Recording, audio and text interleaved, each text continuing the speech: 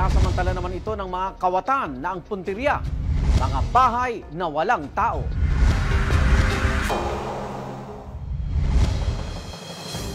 Nagpaikot-ikot ang kawatan sa garahe. Magtagumpay kaya siyang makapasok sa loob? Ang mga sumunod na eksena, abangan mamaya. Samantala sa Barangay Pulang Lupa 2 sa Las Piñas City, isang water refilling station naman ang naging target ng kawatan. Makikita sa CCTV footage ang paglapit ng isang lalaki sa harapan ng saradong tindahan. Tila nagmamanman, pero maya-maya ay umalis din ang lalaki. Makalipas lang ang 3 minuto, muli siyang bumalik. Target pala ng kawatan ang mga mineral water na naiwan sa harap ng tindahan. Binuhat niya ang isang bundle ng mineral water na may 25 piraso. Nagkakalaga ito ng 300 piso. Kwento ng may-ari ng tindahan, hindi na nila inireport sa otoridad ang nangyari. Wala rin silang idea sa pagkakilanlan ng magnanakaw.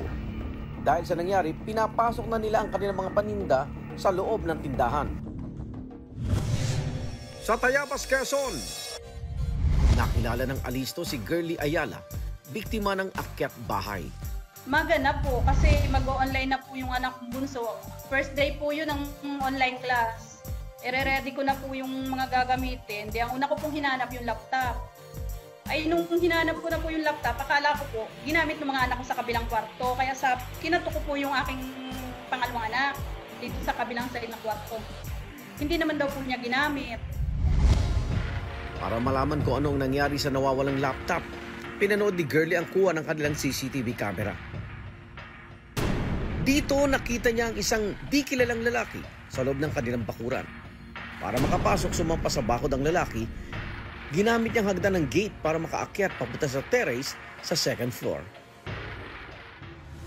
Usually, dyan sa mga balcony, sa mga second floors, dyan kadalasan may naiiwan ng mga windows and mga doors na hindi na ilalak. So talagang yan ang target nila. And then, yan kasing mga kawatan, hindi yan umaatake ng bigla lang. Payo ni Ariel, lagi isara ang mga pinto at bintana sa ikalawang palapag lalo na kung walang tao sa lugar. Nang makasampa sa terrace, lumapit ang lalaki sa katabing bintana at sinilip ang loob. Kasi po yung anak ko doon nakapwesto yung kwarto niya, mismo yung bunso ko po yung lalaki. Siguro po inaaninag niyang mabuti kung ano, kasi may magagamit din po doon may cellphone yung anak ko, may laptop. Ay gusto niya pong ihawiin yung kortina.